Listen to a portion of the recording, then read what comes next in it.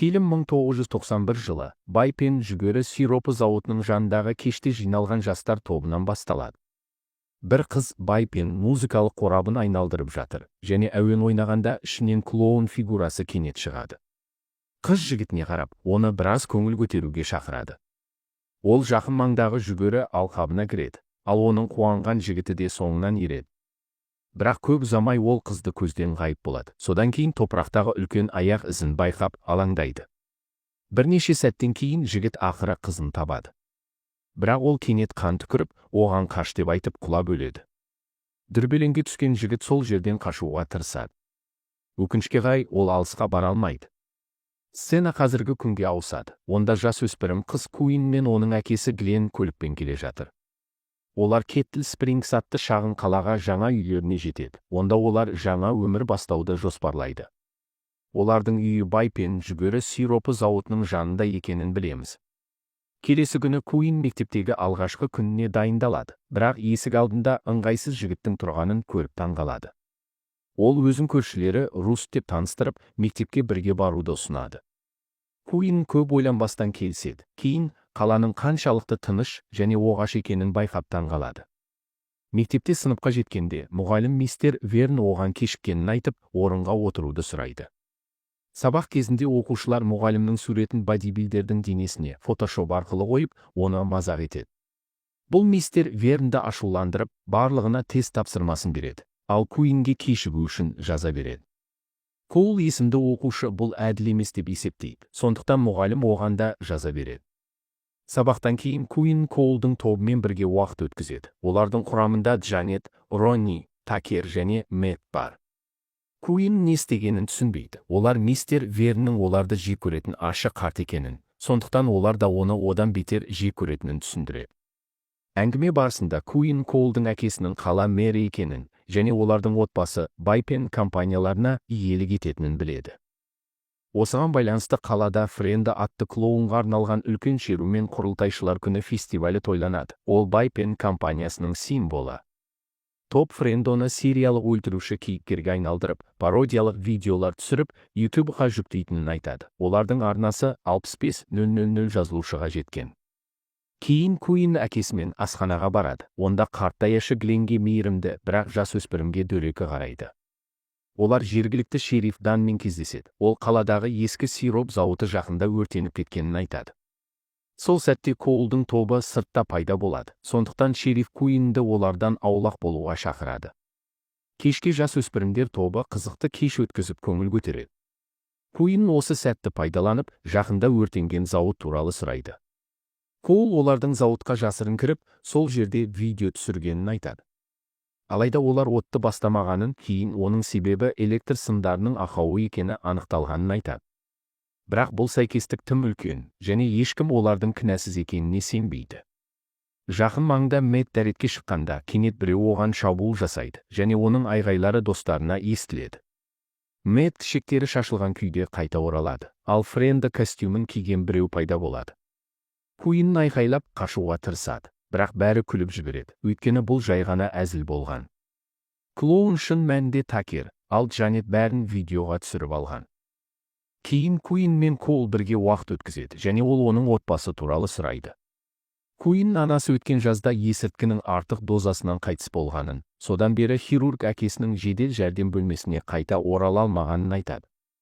Кеттл Спрингсте отбасылық дәрігердің бос орны болғандықтан, олар осында көшіп келгенін түсіндіреді. Мұны естіген Коул оған жаны ашып, өзінің кіші әпкесінің де өткен жазда суға батып қайтыс болғанын айтады.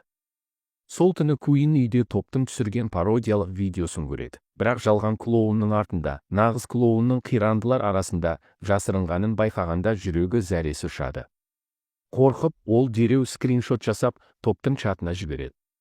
Такер мұны тексеріп жатқанда, есік камерасының ескертуі келеді. Онда Френді маскасын киген біреу сыртта тұрғанын көрсетеді, бірақ ол бұл Коул деп ойлайды. Такер нерв мылтығын алып, үйді аралайды, бірақ тек лас аяқ іздерін табады. Бірақ бөлмесіне қайтқанда, шкафта бай пен музыкалық қорабын табады. Такер бұл әлі де әзіл деп ойлайды. Бірақ кенет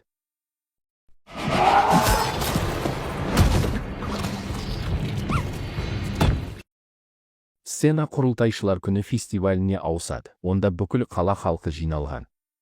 Коулдың әкесі, мэр Артур, «Қош келдіңдер» сөзін сөйлейді. Одан кейін музыка мен қуанышты шеру басталады. Осы кезде Куин Ронни мен Джанетпен кездесіп, екінші клоунның кім болғанын білгендерін сұрайды. Қыздар бұл Руст болуы мүмкін деп ойлайды. Ол бұрын Коулмен дос болған. Сол сәтте Коул пайда болады, ал Джанет олардың түсірілім үшін жабайы жоспар дайындағанын қуана хабарлайды.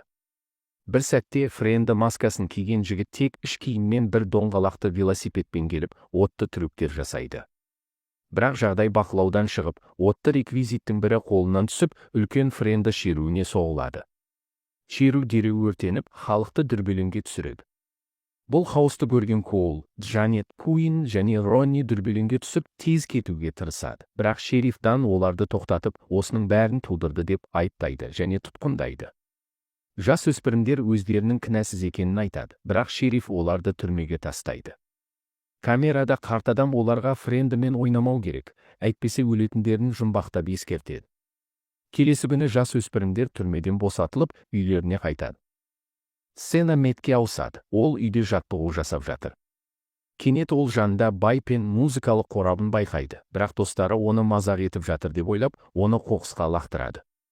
Мэтт штанга көтеріп жатқанда Френді кенет пайда болады және оған штанганы қоюға рұқсат бермейді. Психопат штангаға өткір араны сырғытады және оны Мэттің тамағына басып, оның өмірін қатыгездікпен аяқтайды. Сол түні Куин Коулдан хабарлама алады, ол оны кешке шақырады. Ол тыныш төмен түседі, әкесінің қатты ұйықтап жатқанын байқап, сыртқа шығады. Куин Коулдың көлігіне отырады, ол оған бай пен музыкалық қорабын сыйлайды. Ол оны ойнай бастағанда, олар кездейсоқ бұғы аулап жүрген Рустқа тап болады.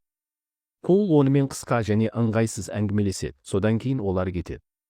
Кейін Коул мен Куин қорада үлкен кеш өтіп жатқан жерге жетеді. Олар Джанет пен Роннимен кездеседі. Олар Такер мен Мэттің қайда екенін білмей, олардың үлкен әзіл дайындап жатқанын күдіктенеді және бәріне сақ болуды ескертеді. Қысқаша көңілді биден кейін Коул мен Куин жақын маңдағы сарайға барады. Бірақ Коул қандай да бір себеппен қызығушылық танытпайды. Сондықтан Куин өзін ақымақ сезініп кетеді. Сыртта Джанет пен Ронни Куинға келіп, Коулдың бәріне бас тартатынын айтады. Бір сәтте жақын маңдағы жүгері алқабынан қыз айғайлап шығады. Оның арқасында терең орналасқан жебе бар. Қыздар бұл тағы бір әзіл деп ойлап, сақтықпен тексеруге барады. Кенет біреу Джанетке маскамен кесілген басты лақтырады. Масканы шешкенде, бұл Мэттің басы екені анықталады. Куин қорқады, бірақ Джанет бұл жай ғана әзіл деп сендіреді. Алайда Куин құлаған қыздың тамыр соғуын тексеріп, оның шынымен өлгенін түсініп, топты дүрбелеңге түсіреді. Дәл сол сәтте Френді жүгері алқабынан шығып, хаос туғызады. Оқушылар айғайлап қораға қамалып, Джанет, Куин және Ронни сыртта қалады. Үшеуін Френді қатты қуып, оларға қауіпті жақын жебелер атады. Бақытына Руст уақытында келіп, өлтірушіні мылтықпен атып өлтіреді. Топ 911-ге қоңырау шалуды ойлайды, бірақ аймақта сигнал жоқ. Одан да сорақысы, Френді барлық көліктердің дөңгелектерін кесіп, батареяларын босатқан. Қорқып кеткен жас өспірімдер масканы шешіп, астында кім екенін көруге тырысады. Бірақ бірнеше Френді жүгері алқабынан шығып, әрқайсысы әртүрлі қарумен қаруланған кезде жүректері түсіп кетеді. Өлтірушілер шабуыл жасау үшін жақындайды. Руст тез арада біреуін атып, оның қолын жарады. Сол уақытта басқа Френді Куинға агрессивті түрде ұмтылады, бірақ Коул кенет пайда болып, оны ауыр темір таяқпен құлатады. Топ қашады, ал жынды Френдолардың тобы оларды қора арқылы қуады. Соның ішінде Куиннің әкесі оның рұқсатсыз үйден кеткенін біліп, қатты ашуланады.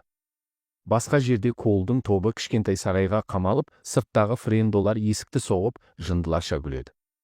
Олардың бірі ағаш қабырғаны дерлік бұзады. Сондықтан Руст соңғы үш оғының екеуін пайдаланып, оны өлтіреді. Ашуланған Коул оны оқтарды босқа жұмсаған үшін ұрсады, бірақ Руст кенет оны тастап кеткен үшін айыптайды. Осы жерде қыздар бұл екі жігіттің гей ғашықтар болғанын түсініп, таңғалады. Топ кәрізден қашуға болатынын байқайды, және Руст Френдоларды алаңдату үшін жанармай галлондарын пайдалануды ұсынады. Басқа жерде Глен қызын іздеп қалада жүреді. Клиникасының жанынан өтіп бара жатқанда, ұрлық белгілерін байқайды. Ол ішке жүгіргенде Френдо пайда болып, пышағын оның тамағына суық түрде басып, досын емдеуді бұйырады. Глен не болып жатқанын сұрайды, бірақ Френдо егер дереу бағынбаса, қызын өлтіремін деп қорқытады. Сарайға қайта оралсақ, бірнеше Френдо ішке кіруге жақын, сондықтан Руст артта қалып, от жағады, ал басқалары кәрізге кіреді. Клоундар көп ұзамай ішке кіреді, бірақ жанармайдан туған үлкен жарылысқа ұшырайды, ал жас өспірімдер сыртқа аман шығады. Руст әлі шықпағанда Коул алаңдап, оған қайтып баруды қалайды, бірақ қыздар телефондардың үйіне баруды ұсынады. Онда стационарлық телефонмен қоңырау шалуға болады.